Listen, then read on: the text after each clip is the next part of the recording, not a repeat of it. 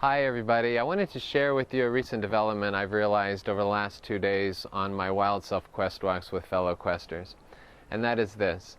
If you've watched my videos over the past 2 months, you will realize that I spent an abundant amount of time talking about the limitations of exclusively being occupied with cognitive processing. This doesn't happen by accident. As disembodied beings, we actually have forgotten about the capacity for other forms of sense-making besides cognitively processing our experiences. And as a result, we're only able to experience life in a very limited manner as a result of always being upstairs in our head. So part of what I stay focused on doing on Wild Self quest walks is to make sure that we stay embodied. Because unless we are embodied, we aren't able to experience those other forms of sense-making that take place that lead people into other forms of discovery of their own being and their own self.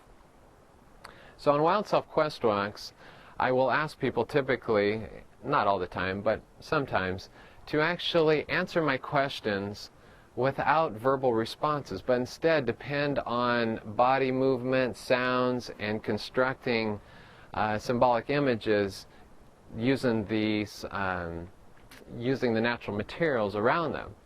And one of the things that I've noticed is that sometimes before people start expressing themselves with that alternative sense-making opportunity, whether it's through movement or through sound, or whether it's using tools in the natural environment or resources in the natural environment, that they start thinking about it.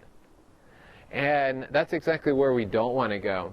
So when I notice that, whenever I see the head go down, whenever you see the head go down, you know that the wheels are turning up here. Whenever I see the head go down, I step in and guide and help them out by actually saying, no, we're not going to go there. And one of the things that happened to me recently was that I noticed that one of the questers was really processing one of the questions. And I picked up a small rock and I go, hey, and I tossed her the rock, and she caught the rock. And it threw her out of the cognitive processing into her physical body. And I didn't give her any choice. And I said, I want you to start drawing. I want you to start drawing with this rock in the soil, and just start moving. And just start moving with the rock in the soil, and do any type of illustration you want. And in that movement started coming the magic of the answer. See, the thing is that sometimes if we continually just think that we're going to come up with the answer up here, what happens is we're only using a fraction of the total possibility of consciousness that awaits us. And so it's really interesting because afterwards the quester said, you know what? When I went into that space, of drawing with that rock, knowing that I didn't have to choose anything, I didn't have to think about anything, but just through the movement, the magic happened. Or as I like to say, sort of flow and glow. When people are in a flow, there's a type of glow, a type of expansion that happens. When there is no flow, we start to contract.